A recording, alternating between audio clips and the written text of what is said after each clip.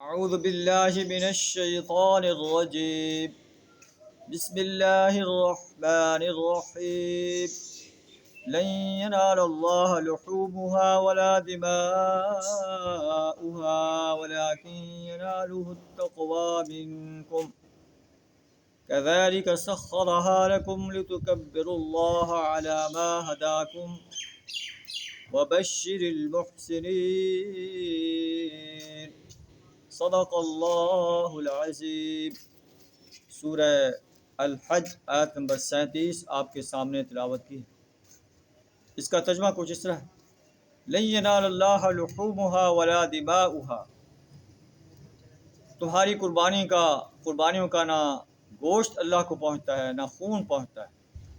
ولکن ینالہ التقوی منکم. اللہ کو تو تمہارا تقوی پہنچتا ہے. کذالک سخرھا لکم.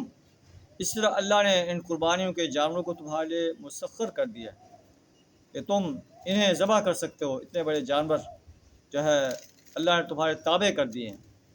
لِتُكَبِّرُوا اللَّهَ عَلَى مَا هَدَاكُمْ. تاکہ تم اس کی بخشی ہوئی ہدایت پر اللہ کی بڑائی بیان کرو.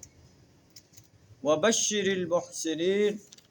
اور محسن انسانوں کو خوشخبری دے دو، بشارت دے دو. اس آیت کے اندر اللہ تبارک و تعالیٰ ارشاد فرما رہا ہے کہ جو تم قربانی کرتے ہو، اللہ کو نہ تمہاری قربانیوں کا گوشت پہنچتا ہے نہ اس کا خون پہنچتا ہے. مکہ کے قریش جب قربانی کرتے تھے، بتوں کے نام کی قربانی کرتے تھے، تو وہ بتوں پر جو ہے گوشت رکھ دیتے تھے، بتوں کے سامنے گوشت رکھتے تھے. اسی طرح حج کے موقع پر قربانی کرتے تھے تو بیت اللہ کے اندر یا اس کی چھت پر یا اس کے سامنے قربانی کا گوشت رکھتے تھے. خون جو ہے بیت اللہ پر لگا دیتے تھے. اللہ نے قرآن نازل فرمایا اللہ کو تمہارے خون کی، تمہارے گوشت کی کوئی ضرورت نہیں. لن ینال اللہ لحومها ولا دماؤها. اللہ کو نہ تمہاری قربانیوں کا گوشت پہنچتا ہے نہ اس کا خون پہنچتا ہے.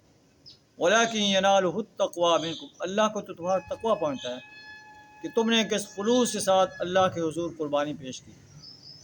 اگر خالصتاً اللہ کی رضا کے لیے قربانی پیش کی ہے تو اس کا تمہیں اجر ملے گا. اگر ریاکاری کے لیے قربانی کی ہے، اپنے بڑائی کو ظاہر کرنے کے لیے قربانی کی ہے، تو اس کا تمہیں کوئی اجر نہیں ملے گا.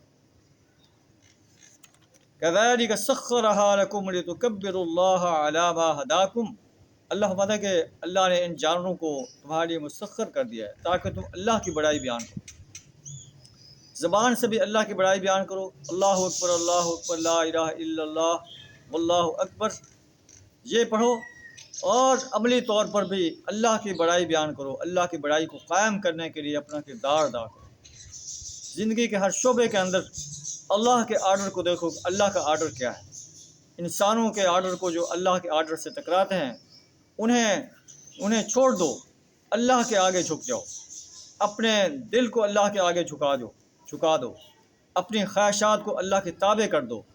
اپنے رسومات کو اللہ کی ہدایات کے تابع کر دو.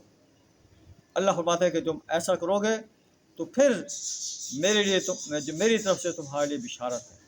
اللہ کے رسول صلی اللہ علیہ وسلم نے فرمایا ان اللہ لا ينظر الى صورکم ولا الى الوانکم. اللہ تمہاری صورتوں کو نہیں دیکھتا، تمہارے رنگوں کو نہیں دیکھتا. ولکن ينظر الى قلوبکم واعمالکم. اللہ تمہارے دلوں کو دیکھتا ہے، تمہارے اعمال کو دیکھتا ہے کہ تم کس خلوص کے ساتھ اللہ کے حضور قربانی کر رہے ہو، اللہ کے حضور نیک کام کر رہے ہو، انفاق کر رہے ہو، اللہ کے راستے میں اللہ کے دین کو غالب کرنے کے لیے جد و جہد کر رہے ہو، دین اسلام کے نظام کو قائم کرنے کے لیے اپنا مال پیش کر رہے ہو، جان پیش کر رہے ہو، وقت پیش کر رہے ہو، صلاحیت پیش کر رہے ہو. اللہ تمہارے دلوں کو دیکھتا ہے. اللہ سے دعا ہمیں تقوی کی صفات سے اپنے آپ کو آراستہ کرنے کی توفیق عطا فرمائے.